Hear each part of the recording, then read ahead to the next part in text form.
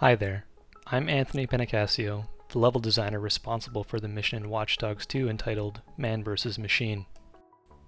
The mission is comprised of three major sections. The first beat is an exotic gameplay sequence in which players remotely control a small robot named Wrench Jr. The second beat is traditional Watch Dogs 2 gameplay where the player infiltrates the highly guarded compound using their tools and hacking abilities. The final beat is another exotic gameplay sequence, but this time the player controls a robotic spider tank capable of climbing any surface in the environment. Now that you have a high-level overview of the mission, I'll go deeper into the level design breakdown, starting first with Wrench Jr.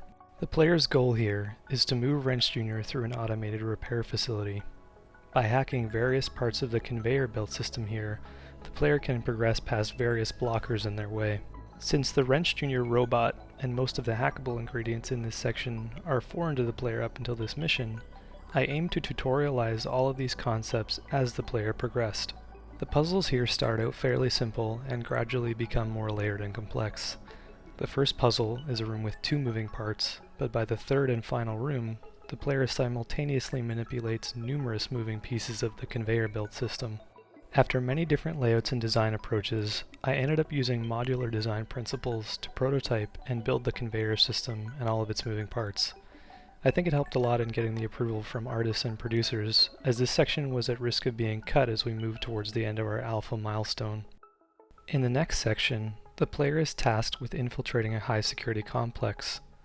The guards in these buildings start in an unaware phase. Their patrols and animation setups are aimed at giving players windows of opportunity that are conducive to a stealth playstyle. The interior of the building has various security systems, but keen-eyed players can find bypass routes and vent shafts that their remote-controlled RC car and flying drones can take advantage of. Once the player completes their main phase of the infiltration and grabs files from a server, they descend into a secret underground research and development lab, deep beneath the above-ground sections of the office complex. Disembarking the elevator they took down to the lab, the player is greeted by a demonstration area of sorts. This would have served as a starting point for high-profile clientele that might visit the labs on private tours. The player might then notice some curiously large windows that have shutters in place, probably hiding something top secret. In order to get deeper into the lab, the player must solve a VR puzzle to unlock and operate a blast door blocking their path. I designed the pathing of the VR elements here to implicitly drive players to interact with the shutters that open and reveal prototype robots being worked on in the labs. I thought that introducing the player to these prototypes early would be useful, since they'll be tasked with destroying them later on.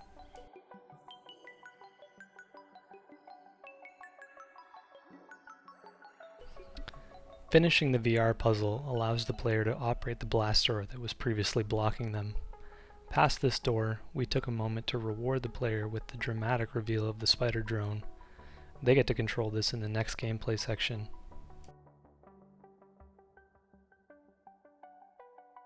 The spider drone is another remote-controlled element that is exclusive to this mission, and therefore players aren't familiar with it prior to this. The doors of the spider drone hangar open to reveal a massive simulated city block, which we dubbed the Kill House. Here, players are tasked with destroying the fire sprinkler systems that are baked into structural geometry high above the ground in walls or sections of the ceiling. We wanted players to become familiar with the three-dimensional navigation abilities unique to the spider drone, so the player is forced to climb some walls in order to get line of sight on objectives before they can be destroyed. They will need to use this ability later, so tutorializing it early was important. While all of this is happening, the spider drone will come under fire from various enemy archetypes in the kill house. We made the enemies here relatively harmless so the player could focus on enjoying themselves. The player does have various offensive capabilities to deal with enemies if they so choose, however, including a non-lethal stun grenade launcher for players opting for a no-kill playthrough.